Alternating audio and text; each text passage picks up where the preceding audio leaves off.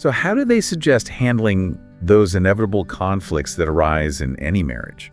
That's a great question, and it actually leads us into the next phase of their journey, the lessons they learned about navigating those inevitable storms that life throws your way. I can't wait to hear more. I mean, who doesn't want to learn how to weather those storms with a little more grace? Maybe even a little more resilience. Let's dive in. It's interesting how they frame a conflict, you know? They don't see it as a sign of a failing marriage. It's more like an inevitable part of growing together. Okay. They actually say disagreements, when you handle them the right way, they can lead to a deeper understanding, a stronger bond even. That's a refreshing take. Yeah. It takes the pressure off, you know? Like, you don't have to strive for this perfect conflict-free relationship. Exactly. It's more realistic. But how do they actually suggest approaching those disagreements? Because let's face it, sometimes things can get pretty heated. Well, they have this whole section on fighting fair. Fighting fair. Yeah, it's about establishing some ground rules, so to speak, for when you disagree, so things don't, spiral out of control. So having some structure, some boundaries, even in the middle of an argument. I like that. What kind of ground rules are we talking about? Oh, they give some really practical examples, like no name calling. Okay, that makes sense. No bringing up past hurts. Right. And maybe most importantly, taking breaks. If things get too intense, Step away. Yeah, everyone needs time to cool down, process their emotions. Then you can come back and have a productive conversation. Oh, absolutely. It's so easy to say things you regret in the heat of the moment. Taking a break allows you to, step back, gather your thoughts, and approach the situation with a clearer head. Exactly. And they emphasize the importance of really listening to understand, not just to respond. Right. Trying to see things from your partner's perspective, even if you don't agree. It's about empathy, isn't it? Putting yourself in your partner's shoes. Precisely. They also talk about using I statements. Oh, yeah. Expressing your feelings without blaming. Right. So instead of, you always make me feel, it's more like, I feel hurt when... Subtle shift, but I can see how that would make a difference. It changes how the message is received. It's about taking ownership of your own feelings.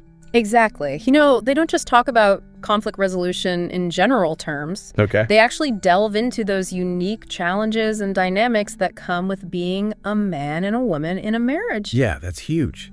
Because men and women, we're wired differently. We are. And sometimes those differences, they lead to misunderstandings, frustration, if we're not careful. Absolutely. They actually talk about how men and women think differently. Wait, really?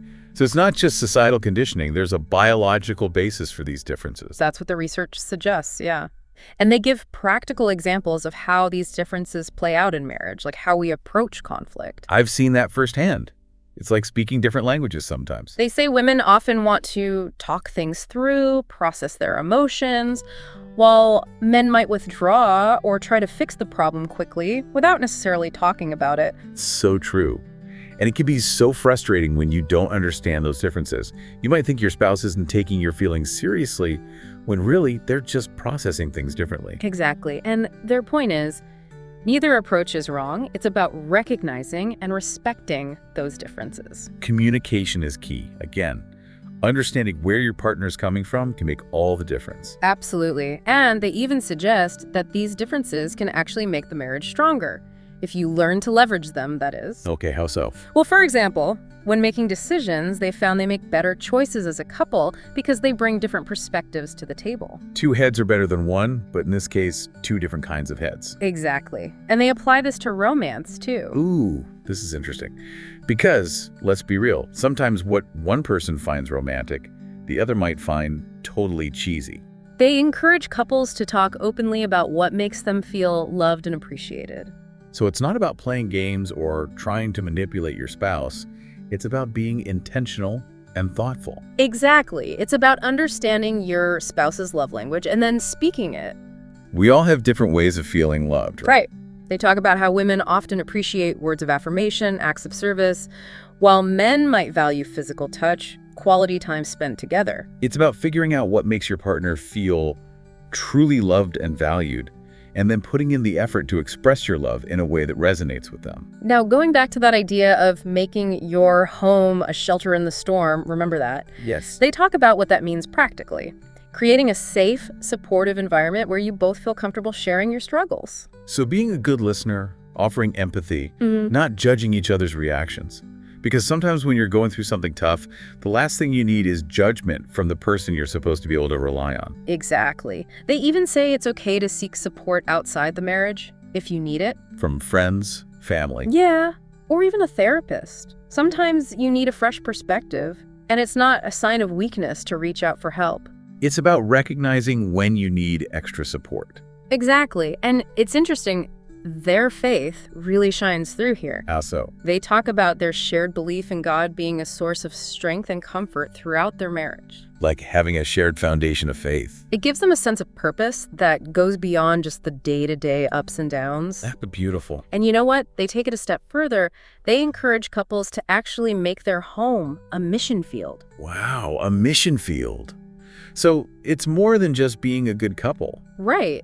It's about using your marriage to make a positive impact on the world around you. That's pretty powerful. They talk about serving others together, being hospitable, sharing their faith. They really walk the walk, too. What do you mean? Well, they open their home to others, they volunteer in their community, they prioritize their spiritual growth, both individually and as a couple. That's inspiring. It reminds me that marriage isn't just about our own happiness. It can be a force for good in the world. Okay, so let's get real for a second and talk about something that often causes tension in marriage. Finances. Oh, yeah. Money matters. EB and Mina, they don't shy away from it. They even talk about their own struggles with money, especially early on as students. They're very open about it. Oh, I bet a lot of people can relate to that. Finances can be such a stressor, especially when you're just starting out. They stress the importance of communication, being transparent when it comes to money, no secrets. And it makes sense, being on the same page. Yeah. If you're not, it can lead to resentment, conflict. They're big advocates for budgeting and living within your means, too. They actually share some of their strategies. Oh, what kind of strategies? Things like buying in bulk, cooking meals at home, simple stuff, but it makes a difference. It's a good reminder that financial responsibility doesn't have to mean deprivation. Right. It's about making conscious choices. And prioritizing. And you know what? I love this. They say financial challenges, they can actually make a marriage stronger if you face them together as a team, not letting money become a wedge. It's about being on the same page, supporting each other, being in it together. Celebrating those small victories along the way. Yeah. Because honestly, sticking to a budget, that can feel like a huge win. They connect it back to their faith here, too. How so? They talk about tithing, even when money was tight, trusting that God would provide. It's an example of their faith in action. That's powerful. And it reminds us that our finances are ultimately in God's hands. So even in those areas of life that feel really practical, like managing money, faith can play a big role. Now let's dive into something that can be really tough for couples: negativity and conflict. Oh boy, here we go.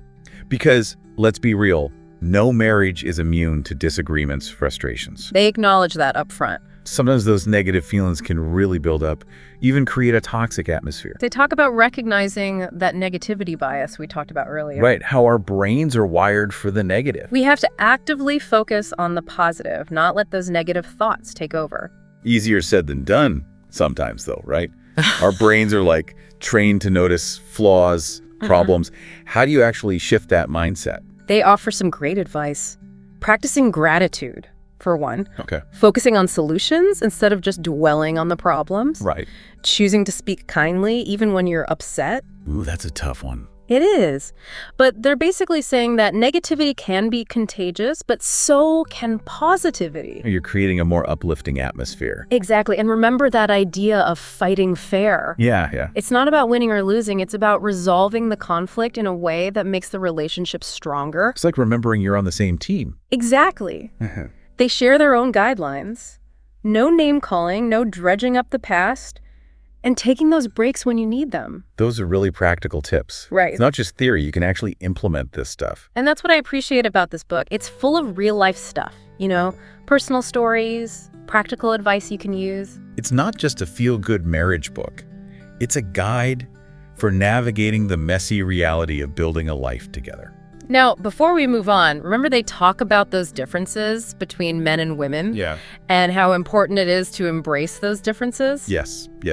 Well, they specifically highlight recognizing each other's ideas of romance. Oh, this is a good one. Because what one person finds romantic, the other might find, completely cringy. Exactly.